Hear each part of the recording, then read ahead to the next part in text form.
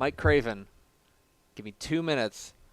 Why should I be interested in the SMU Mustangs?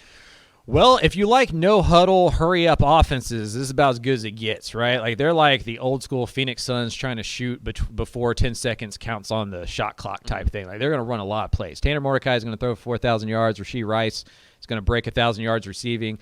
That passing offense is going to be really good. Remember, this is the same Rhett Lashley that was the offensive coordinator at SMU when they were winning 19 games, and, like, Shane Buechele was throwing for a monster amount of yards, all that kind of stuff. Like, they're going to be really good. Kamar Wheaton transferred in from Alabama as a redshirt freshman, and he's a former five-star recruit that ran like a 10-800 as like a high school kid. The kid can fly, right? And the guys who have already been out at SMU practice and stuff have said that he, even in shorts, he just looks different.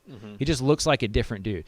And so they did lose Ulysses Bentley, the fourth, to the transfer portal to Ole Miss, same as Zach Evans from TCU, which is a very weird, ironic thing that happened. But I think they may be even better at running back than they were last year if Wheaton can be, what they think he is. The Trey Siggers is still there, all that kind of stuff. Defensively, I think Scott Simons is an emerging defensive coordinator that we'll all be talking about in 5 or 10 years. Like, he's going to be a guy who's only at SMU for 2 years because he's that good. Like, it's going to be hard to keep him at SMU. He's really good. You go and you talk to those guys. Like, I went and talked to Jimmy Phillips for the magazine when we were doing magazine stuff, and he freely was like, man, when you think of SMU, you think of the offense.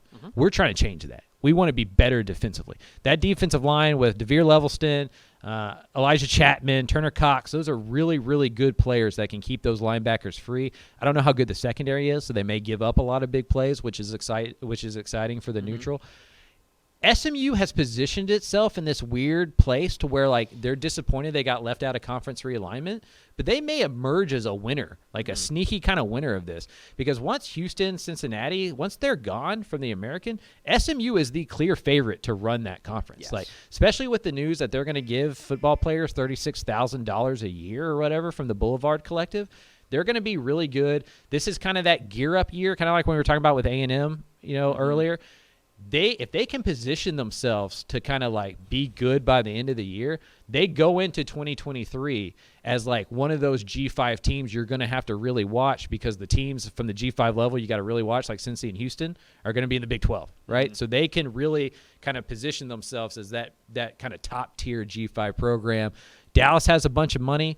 Obviously, SMU has a bunch of money. With the new NIL landscape, like, they can be a really good football team. And I just find it ironic, right, that, like, the school that was given the death penalty for paying players is now going to emerge from the rubble because we're allowed to pay players again. It is pretty remarkable, and I think you're right. I think that SMU is going to be, like, from a neutral perspective, like, if you're just looking to be entertained, Texas is going to be that way. SMU is going to be that way. I think North Texas has a chance to be that way if kind of things break right. Who else is going to be just like neutral? I think they're all worth watching. Yeah.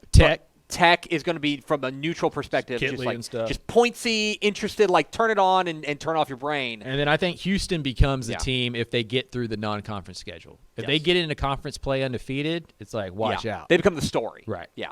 Thanks so much for watching that video. If you would like more and to be notified when they come out, go ahead and click that subscribe button right down there. You can also watch Texas Football Today every day live at noon on TexasFootball.com, Facebook, Twitch, and right here on YouTube. For more of the best coverage of Texas football in the Lone Star State, go to TexasFootball.com/subscribe.